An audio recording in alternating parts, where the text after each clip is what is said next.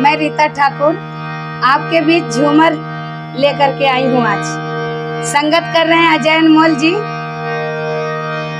झूमर को सुनिए और आनंद लीजिए। हर गई ले मुआ सोहर गई डरिया की नायले,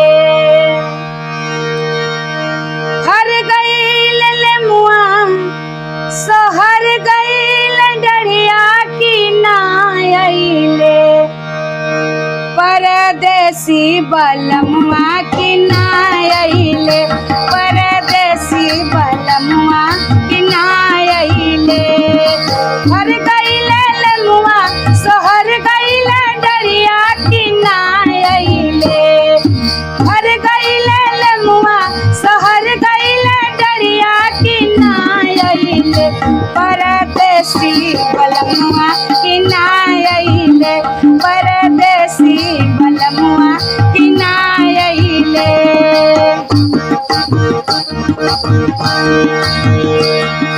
जब हम जनती पिया मोरे आई है टिसनिए पर, भोजपुरी में स्टेशन को टिसन कहा जाला। जब हम जनती पिया मोरे आई है टिसनिए पर, हो टिसनिए पर जलावा लेके जैती टिसनिए पर, जलावा लेके जैती टिसनिए पर।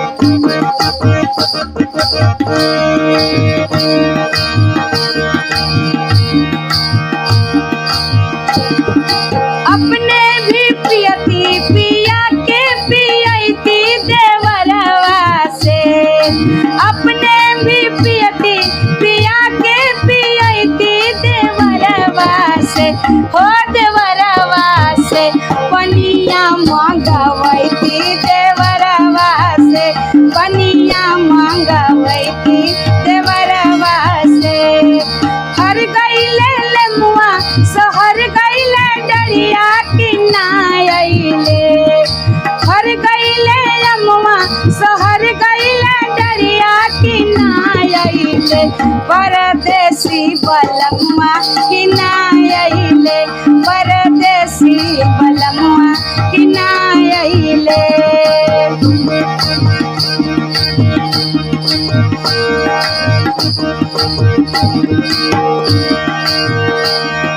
जब हम जनती पिया मोरे आई है टिसनिए पर, जब हम जनती पिया मोरे आई है टिसनिए पर, हो टिसनिए पर जेवना लेके आईती टिसनिए पर, जेवना लेके आईती टिसनिए पर।